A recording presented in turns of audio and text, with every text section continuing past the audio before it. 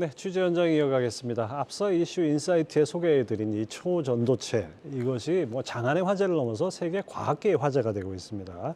상온 초전도체를 국내 연구진들이 개발했다는 소식에 관련 종목 주가가 요매일치세 아주 일제히 급등을 했는데요. 사실이라면 인류 역사가 를 새로 써야 되는 그런 획기적인 발견이 될 텐데 산업부 고용욱 기자와 함께 자세히 짚어보겠습니다. 어서 오십시오. 네. 자, 초전도체라는 게 뭔지 먼저 좀 설명을 하고 들어가야 될 것 같습니다. 네. 일단 그 전도체라는 거는 전기가 이제 통하는 금속 물질, 예를 들어서 이제 철과 구리 같은 이제 대부분의 금속 물질을 말하고요. 초전도체는 이보다 전기가 더 잘 통하는, 다시 말해서 이제 전기 저항이 0인 물질을 말합니다. 동시에 이제 초전도 상태에서는 외부 자기장을 밀어내는 마이스너 효과, 우리말로 이제 반자성 효과라는 게 생기는데요. 쉽게 말하면 이제 자석 위에 올려놨다고 했을 때 공중에 뜨는 공중부양이죠. 그렇죠. 네. 공중부양하는 그런 모습을 볼 수 있습니다. 어떤 건지 이제 짧은 영상을 준비를 했는데 한번 이제 보실까요? 네, 지금 이제 냉매를 해서 지금 온도를 낮춘 다음에 금속 물질이 지금 공중에 떠서 심지어 회전까지 하는 모습 보실 수 있습니다. 저거 어느 나라 영상입니까? 저거는 그거 출처는 확인을 못했습니다. 저건 지금 아주 극저온에서 벌어지는 것 그렇습니다. 같은데요. 이제 일반적으로 저렇게 하려면은 액화 질소를 사용하는 것으로 알고 있습니다. 뭐 초저온에서는 이것이 일부 있었지만은 상온에서 할 수 있다면은 그야말로 정말 획기한데. 신기합니다. 근데 조금 전 영상에서도 나왔는데 이 초전도 현상이 일어나려면 몇 가지 조건이 있어야죠. 맞습니다. 이제 현재까지 초전도체는 영하 270도 정도 가량의 그 극저온에서만 이제 구현이 되는 그런 수준이었습니다.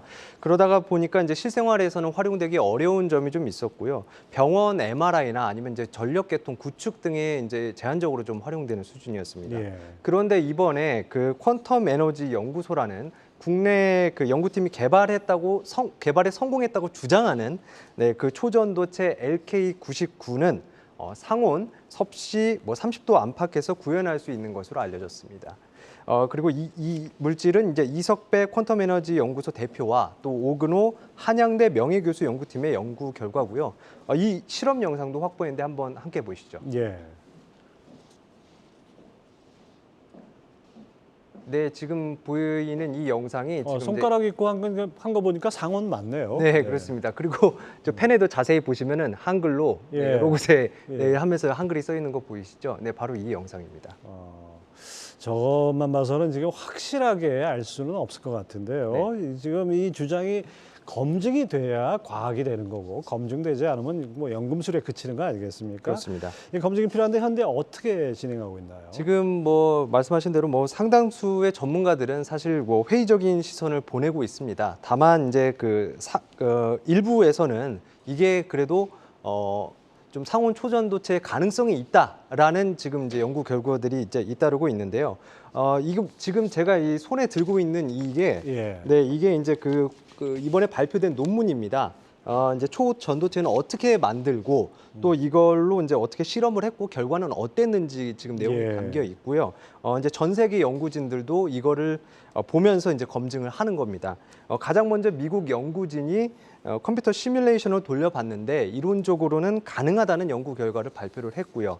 그리고 이제 그 뒤로 중국 연구진이 여기서 알려준 이제 제조법대로 따라 만들었더니 반자성 효과를 확인했다고 밝히기도 했습니다. 국내에서도 이제 초전도 학회가 이 물질을 검증을 시작을 했는데요. 방금 전까지 하기로는 좀 이 가능성이 낮다라는 지금 확인 결과도 나왔습니다. 중국의 뭐 다른 대학에서는 또 이거 아니다 뭐 이런 얘기도 나오고 맞습니다. 정말 좀 혼란스러운 그런 상황인 것 같습니다. 근데 만약에 이게 진짜 초전도체라면 어떻게 되는 건가요? 이게 진짜 초전도체라면 이제 궁극적으로는 어떻게 보면 이제 인공태양도 개발을 할 수 있는 겁니다. 이게 초전도체의 강력한 자기장을 이용을 하면 핵융합 발전기의 그 진공 용기를 진짜 우주처럼 진공 상태로 유지를 할 수 있게 되는데요. 그러면은 이제 1억 도씨에 달하는 그 초고온 플라즈마를 이 용기 내부에 가둬서 태양처럼 뭐 깨끗하고 또 무한한 에너지를 만들 수 있게 됩니다. 이렇게 되면 이제 더 이상 화석 연료 때문에 이제 우리가 이제 기후 변화를 걱정하지 않아도 되는 거고요. 이 효율도 원자력 발전의 7배나 된다고 합니다. 이렇게 이제 만든 전기도 또 손실 없이 뭐 각 가정이나 사업체로 보낼 수 있고 또 이동 수단에서는 이제 자기 부상 열차 같은 것도 만들 수 있게 됩니다. 네, 이 핵융합이라는 거, 이 태양처럼 핵융합한다는 거는 기존의 원자력은 핵 분열로 하는 건데 네. 그 핵 분열의 어떤 방사능 위험이란 거 있지만 그 위험도 제거하고 신재생 에너지를 통한 뭐 환경 파괴 그 논란도 없는 그야말로 에너지의 끝판왕이라고 얘기하는데 정말 될 수만 있다면은 인류의 생활 양식을 아주 근본적으로 뭐 지금 뭐 예를 들어서 뭐 철기 시대에서 완전히 뭐 핵융합 시대로 간다든지 뭐 이렇게 갈 수 있지 않겠습니까? 그렇습니다. 근데 그래서 이제 그 관련 기업들에 대한 관심이 아주 높아졌는데요. 관련 기업들 좀 소개해 주시죠.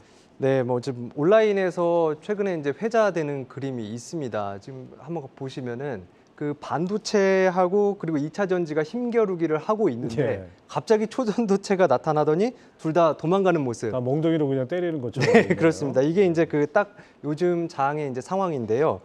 국내에서 이제 초전도체 관련해서 가장 앞선 기술을 갖고 있는 이제 대기업은 LS입니다. 그 2년 전에 세계 최초로 이제 초전도 케이블을 상용화를 했고요. 이번에 주가도 큰 폭으로 움직였습니다. 또 LS와 거래를 하는 코스닥 상장회사 선암도 며칠째 상한가를 기록하고 있습니다. 이 회사는 이제 초전도 케이블의 이제 중간 선재를 만드는 회사입니다. 그 영하 190도대의 초전도 선재를 만드는 기술을 갖고 있고요. 매출은 지난해 기준 63억 원, 그리고 24억 원의 영업 손실을 냈습니다. 예. 또 모비스라는 회사도 주가가 크게 뛰었는데 이 회사는 이제 핵융합 쪽 설비를 구축하는 사업을 하고 있고요. 지난해 매출은 196억 원, 그리고 40억 원대의 영업 손실을 냈습니다.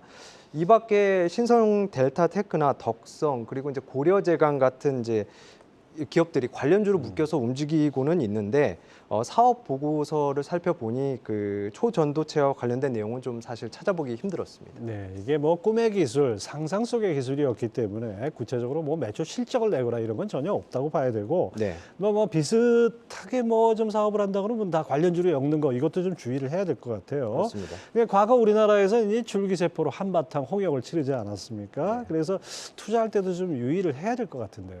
맞습니다. 뭐 이제 묻지마 투자는 정말 금물이고요. 지금 이제 어느 정도 관련이 있는 기업이라 하더라도 이제 그 현재 이 초전도체라는 것에 대해서 이번에 그 LK99라는 초전도체에 대해서 많은 전문가들이 회의적인 시선을 보내고 있는 만큼 조금 주의가 필요해 보입니다. 이번에 발표된 그 논문의 내용이 그 초전도체의 주류 이론과는 조금 동떨어져 있고 또 몇몇 수치는 근거가 제시가 되지 않기도 했습니다. 또 현재 이런 그 여러 가지 논란에 대해서 퀀텀 에너지 연구소를 제가 이제 직접 확인을 해봤는데 조만간 이제 입장 발표와 샘플 공개를 할 계획이다라고 밝혔고요. 방금 전 확인을 해보니 또 이 홈페이지 문을 갑자기 또 닫기도 했습니다. 지금 전 세계 연구진들이 이 검증에 돌입한 만큼 결과는 곧 나오지 않을까 생각합니다. 네, 아무튼 초전도체 열풍이 시작점인 퀀텀 에너지 연구소에서 조만간 발표가 있을 거라 그러니까 그 발표 때까지는 우리가 좀 판단을 유보해야 될 것 같습니다. 그렇습니다. 자, 고 기자 잘 들었습니다. 네.